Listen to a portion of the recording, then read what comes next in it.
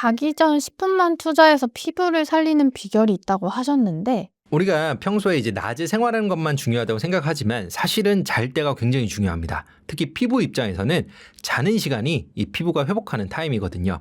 그래서 자기 전에 이 10분의 시간을 어떻게 활용하느냐에 따라서 이 피부는 정말 놀랍도록 달라질 수 있는데요.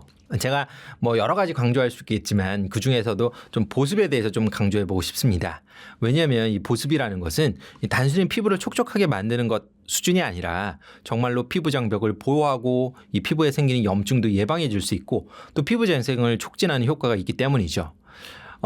보통 이제 자기 전에 뭐 세안하고 이제 샤워하는 경우가 많은데요. 항상 세안하자마자 바로 보습제를 발라서 피부의 수분이 날아가지 않고 피부가 건조해지지 않으면서 충분한 보습 효과를 얻는 것이 중요하고요.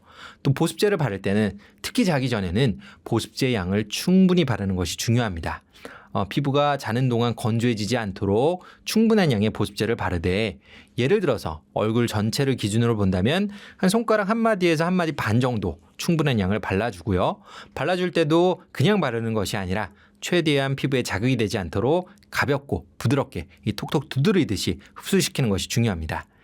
자기 전에 바르는 보습제의 추천 성분으로는요, 히알루론산, 이 글리세린, 이 두 가지는 이제 수분제로서 피부의 어떤 수분을 끌어당기는 능력, 수분을 머금고 있는 능력이 뛰어난 히알루론산, 글리세린과 같은 수분제 성분, 또 피부 장벽을 회복시킨다고 알려진 이 피부 장벽의 구성 성분들, 뭐 세라마이드, 지방산, 뭐 콜레스테롤, 뭐 판테놀과 같은 성분들, 그리고 피부 유사 지질로 우리가 알려져 있는 스쿠알란, 이런 성분들이 이 자기 전에 바르면 아주 용이한 보습 성분이라고 볼 수 있고요.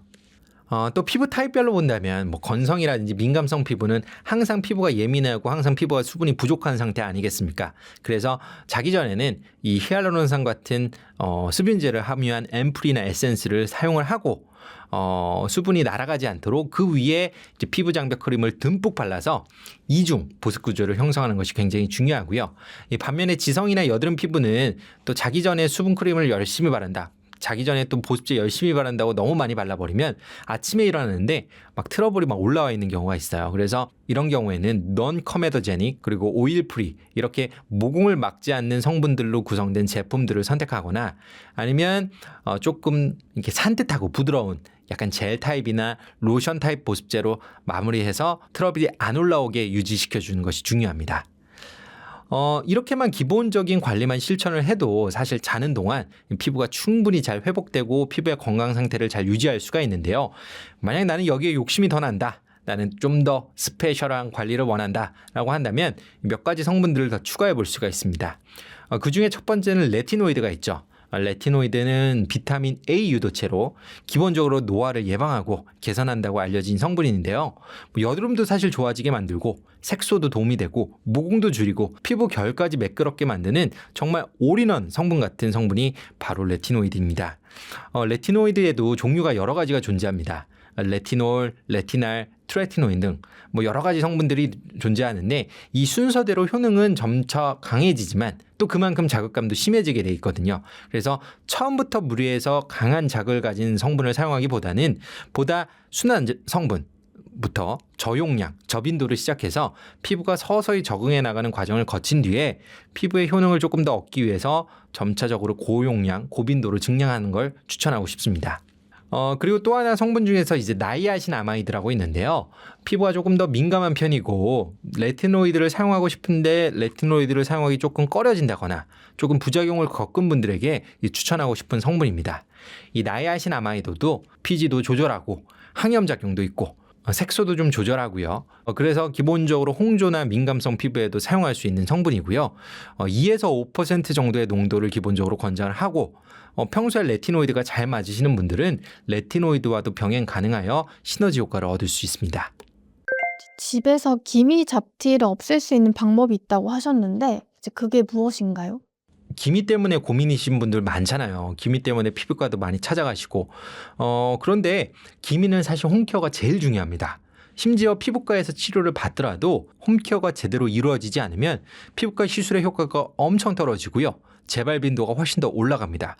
그래서 제가 항상 환자분들에게 하는 말이 홈케어에 신경 써달라 이런 말씀들을 많이 드리는데요. 정말 기미는 홈케어 관리만으로도 어느 정도 예방하거나 심지어 어느 정도 개선이 가능합니다.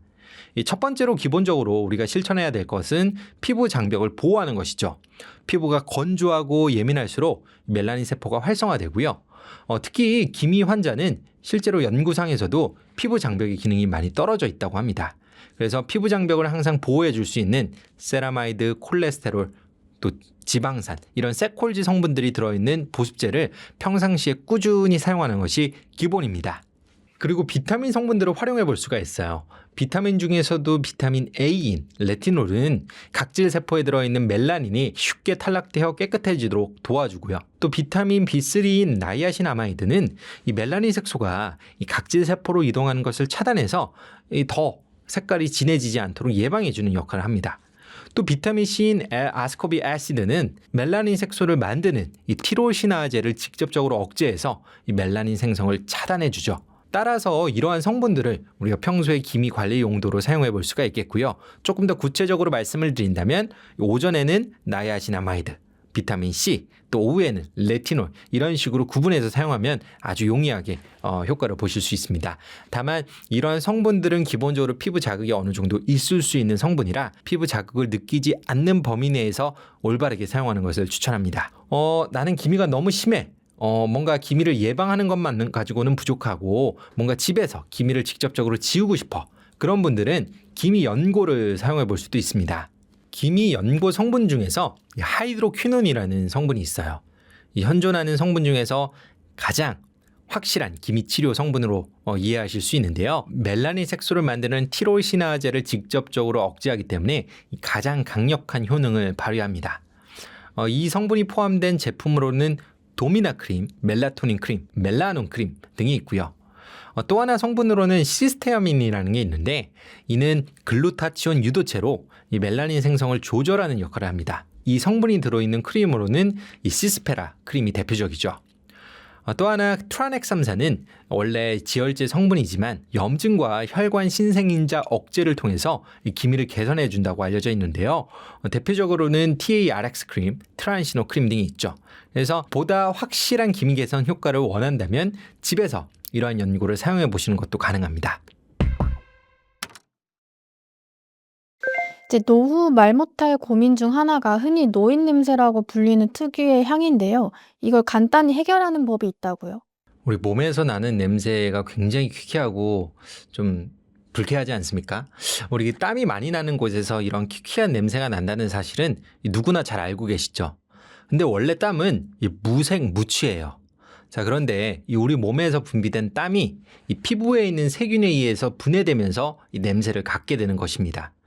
특히 이 겨드랑이나 이 사타구니에서 냄새가 많이 나는데 이 겨드랑이나 사타구니에는 이 아포크린 땀샘이라는 게 많이 분포되어 있거든요.